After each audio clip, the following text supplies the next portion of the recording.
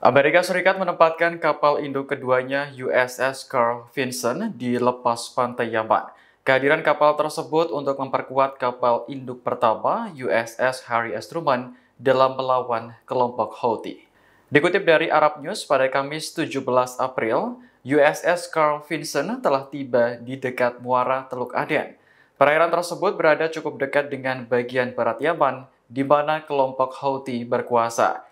USS Carl Vinson didampingi oleh satu kapal penjelajah USS Princeton, serta dua kapal perusak USS Stratford dan USS William Lawrence.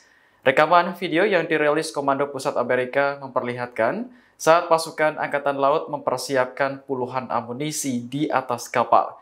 Senjata tersebut kemudian dipasang pada jet tempur F-35 dan FA-18 untuk selanjutnya dijatuhkan ke Yaman. Senkom mengatakan kapal induk bertenaga nuklir tersebut beroperasi 24 jam non-stop untuk menyerang Houthi. Laporan terbaru, jet tempur Amerika melakukan pengeboman di ibu kota Sanaa pada Rabu malam.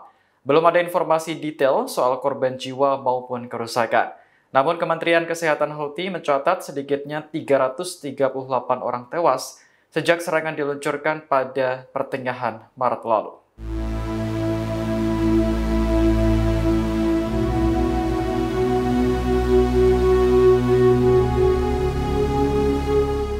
Presiden Rusia Vladimir Putin menyampaikan terima kasih kepada kelompok Hamas Palestina. Hal itu disampaikan saat Putin bertemu dengan sandera asal Rusia, Alexander Trufanov, di Kremlin pada Rabu 16 April kemarin. Dikutip dari Anadolu Agency, Putin menilai dirinya perlu berterima kasih kepada Hamas karena telah membebaskan Trufanov dari Gaza. Menurutnya, pembebasan tersebut adalah bagian dari tindakan kemanusiaan. Putin lantas memuji hubungan jangka panjang Rusia dengan rakyat Palestina yang membuat Trufanov akhirnya dibebaskan. Diketahui kelompok Hamas membebaskan Trufanov pada Sabtu 15 Februari atas permintaan Rusia. Hal ini terjadi setelah Moskow menjalani komunikasi intens dengan pejabat Hamas. Duta Besar Rusia untuk Qatar, Dmitry Dogatkin, menyebut pembebasan Trufanov sebagai tanda hormat Hamas kepada Moskow yang sudah mendukung penyelesaian konflik Timur Tengah yang adil. Selain Trufanov, dua sandera lainnya juga dibebaskan, yakni Sergei Dekelchen dan Yair Horn.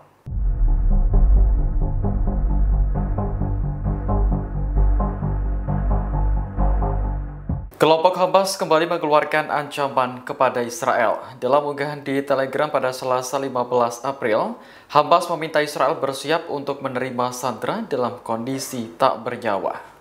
Unggahan tersebut disertai video saat Hamas menyerahkan peti berwarna hitam kepada Palang Merah Internasional beberapa waktu lalu.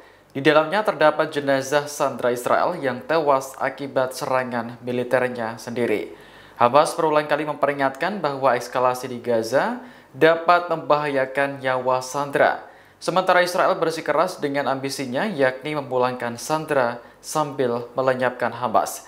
Pada Selasa 15 April, Hamas menolak proposal gencatan senjata Israel karena permintaan untuk meletakkan senjata tidak disetujui.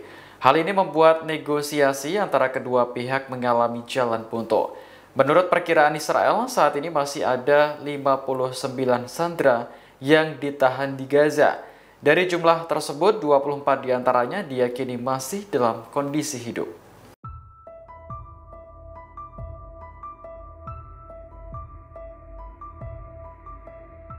Korea Utara menuduh Israel secara terang-terangan berusaha merebut wilayah Palestina. Komentar ini merespon serangan terbaru Israel di Gaza setelah gencatan senjata dilanggar. Media pemerintah Korea Utara KCNA pada Kamis 17 April menerbitkan artikel yang menyebut Israel sebagai pencuri. Bahkan ambisi untuk menguasai Palestina kini tak lagi dilakukan secara diam-diam, namun secara terang-terangan. Saat ini lebih dari 50% wilayah Palestina dikuasai oleh Israel. Korea Utara juga menuduh Amerika Serikat secara efektif memerintahkan pendudukan penuh Israel atas Gaza.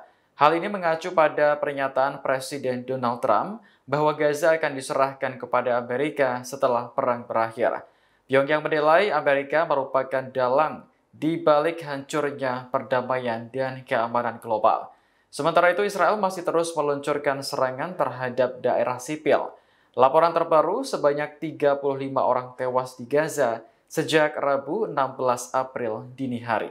Download Tribun X sekarang, menghadirkan lokal menjadi Indonesia.